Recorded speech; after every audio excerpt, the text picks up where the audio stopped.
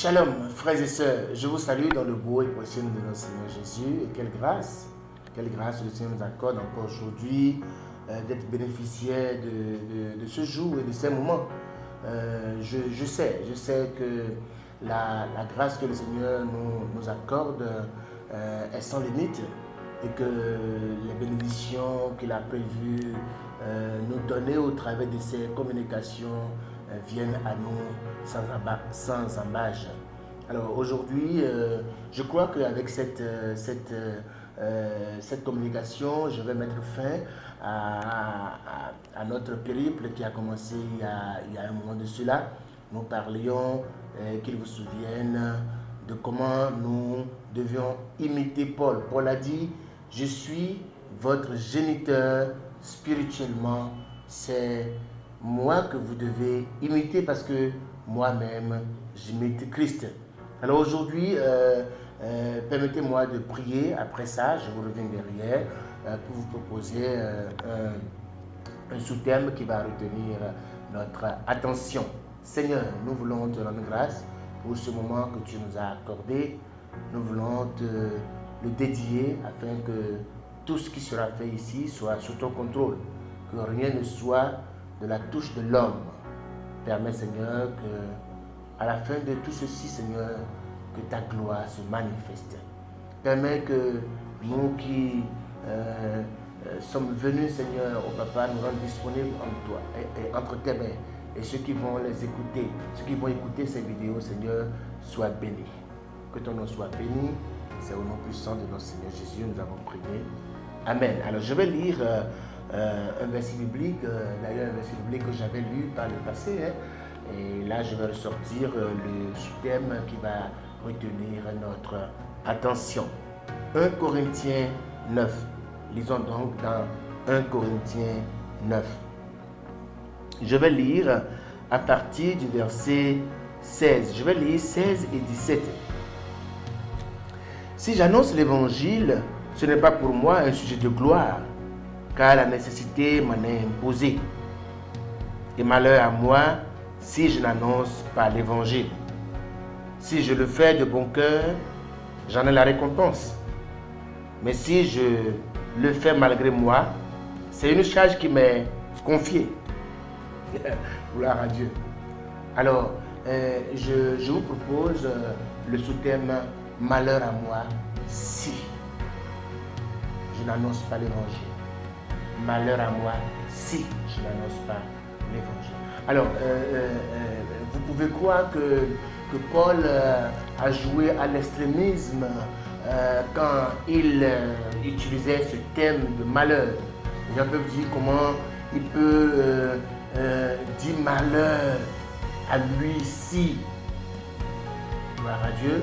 Les gens peuvent dire pourquoi utiliser ce thème malheur, comment il est en train de se maudire ou quoi. Au fait, Paul, il n'est pas du tout un extrémiste et je ne pense pas qu'il ait eu tort en le disant. Je ne pense pas qu'il ait eu tort en le disant. Alors, il a dit, si je n'annonce pas l'évangile, il dit, malheur à moi. Gloire à Dieu. Alors, nous, j'ai voulu ce matin regarder un certain nombre de choses avec vous. D'accord? Regarder un certain nombre de choses avec vous. Cela nous permettra d'apprendre de Paul. Cela nous permettra d'apprendre de Paul parce qu'il a dit, soyez mes imitateurs. Et je pense que les quelques communications que nous avons vues sont en train de nous bénir. Et nous sommes en train de regarder dans le miroir de Paul juste pour l'imiter. Alors, est-ce que tu penses, toi qui m'écoutes, vous qui m'écoutez, que vous pouvez utiliser le même thème que Paul? Malheur à moi si je n'annonce pas l'évangile.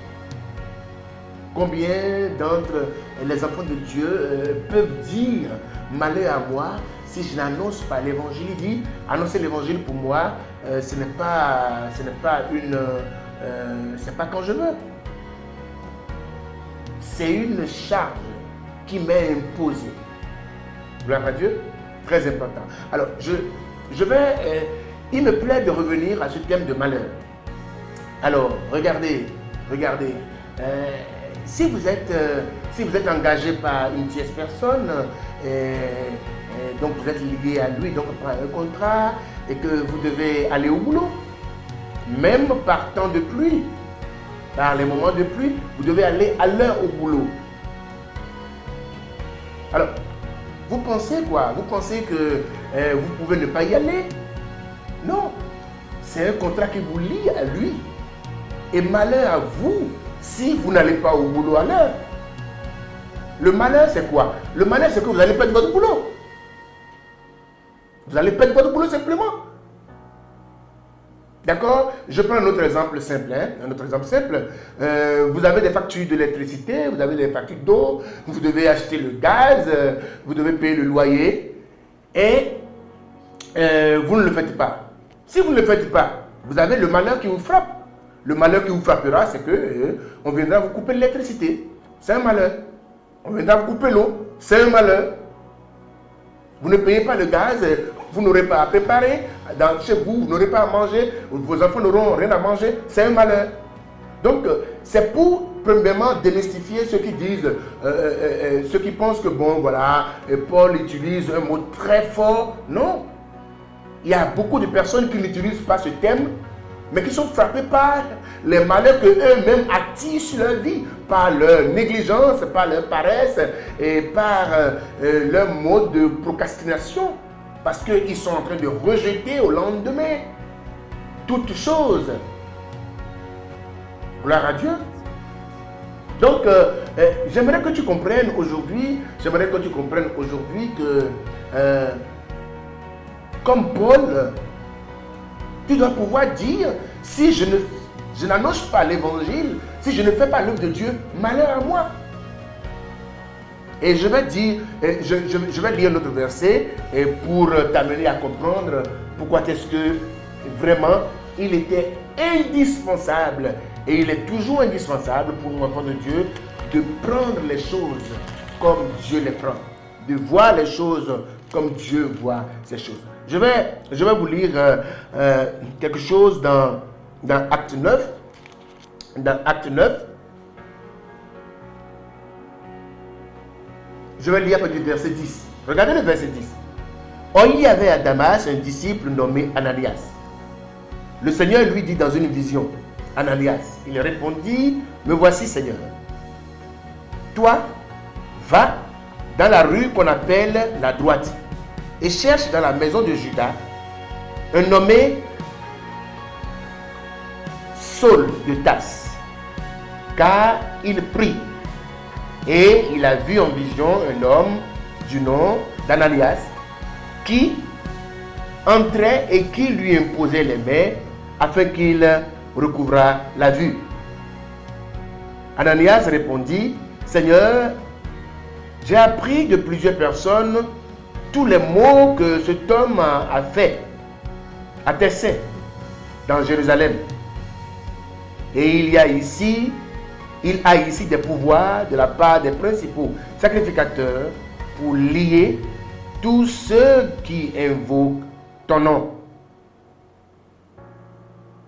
Mais le Seigneur lui dit, va, car cet homme est un instrument que j'ai choisi pour porter mon nom devant les nations, devant les rois et devant les fils d'Israël. Et je lui montrerai tout ce qu'il doit souffrir pour mon nom.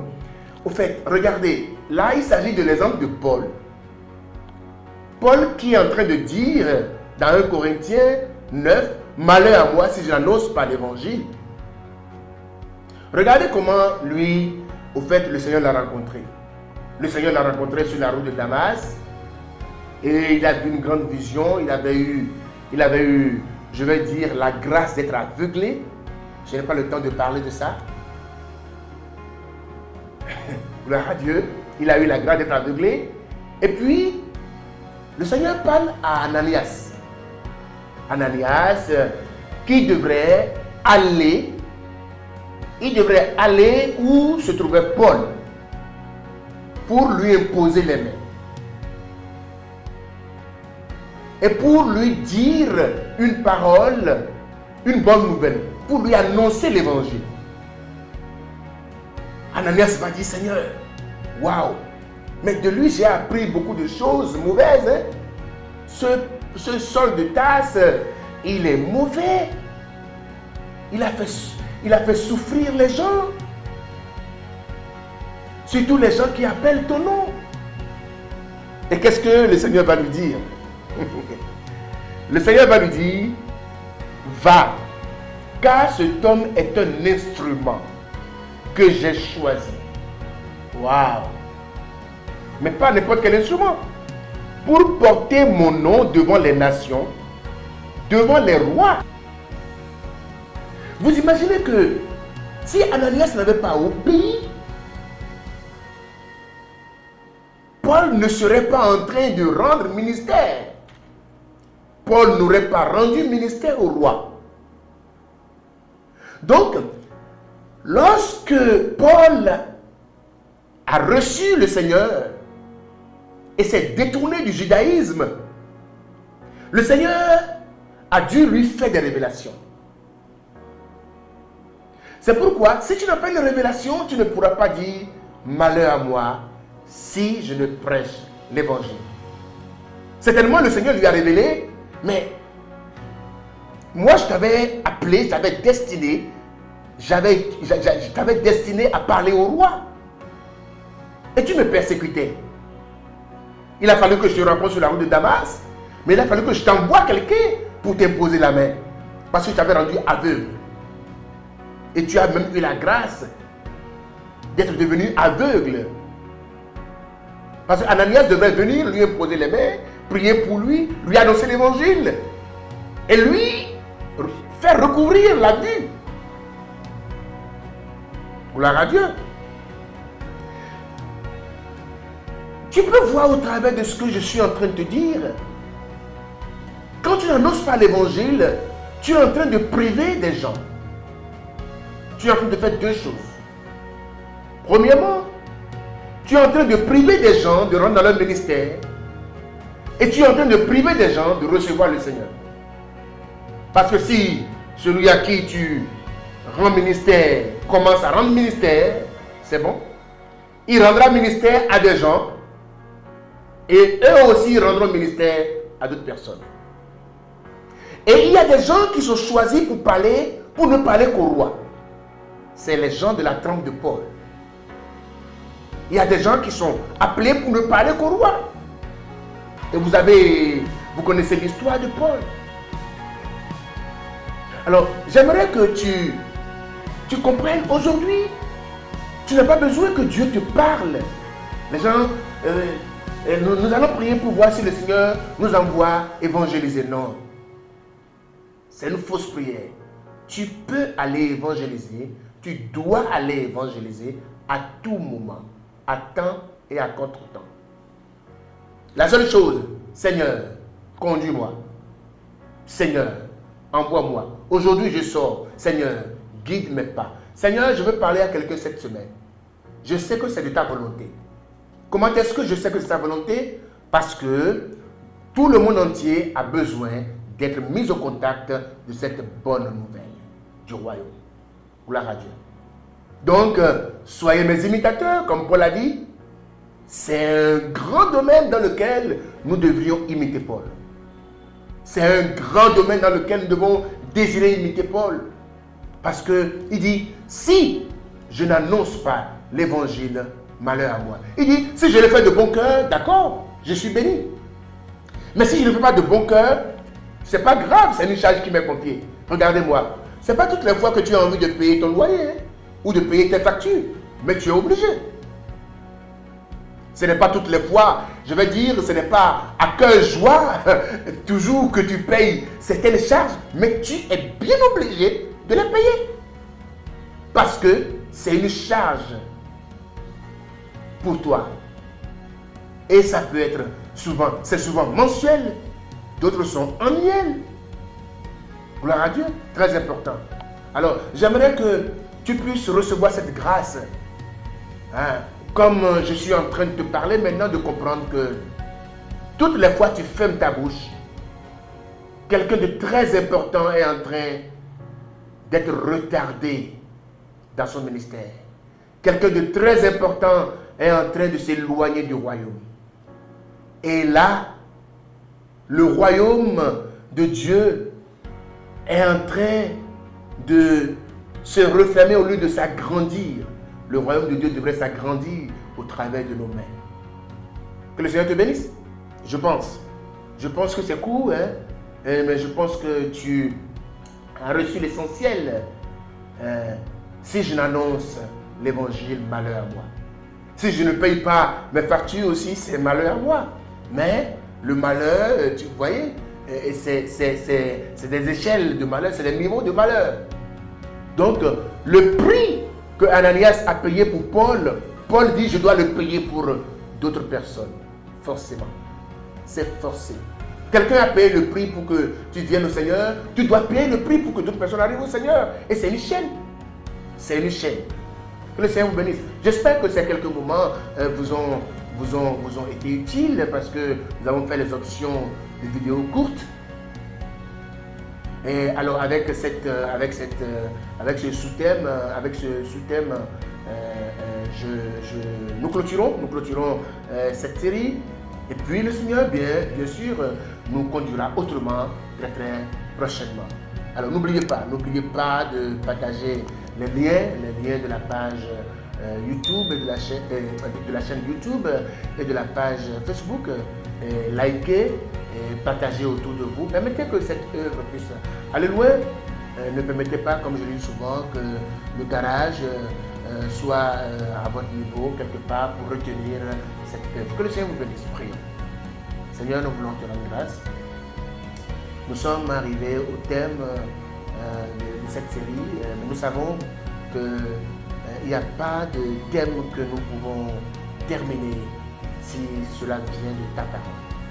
Je prie afin que tu continues de nous révéler et de nous dire ce que nous devons copier de la vie de Paul parce qu'il a dit « Soyez mes imitateurs ». Seigneur, aujourd'hui, nous voulons comprendre, Seigneur, que prêcher l'évangile pour nous, c'est un devoir. C'est un devoir et comme on demande des comptes à quelqu'un à qui on confie des charges, Seigneur, permet qu'au moment, Seigneur, où nous serons prêts pour rendre compte, Seigneur, que nous rendions un compte correct. Seigneur, nous répentons pour toutes les fois, nous sommes tus, toutes les fois nous ne sommes pas partis, toutes les fois nous n'avons pas parlé de toi à des gens.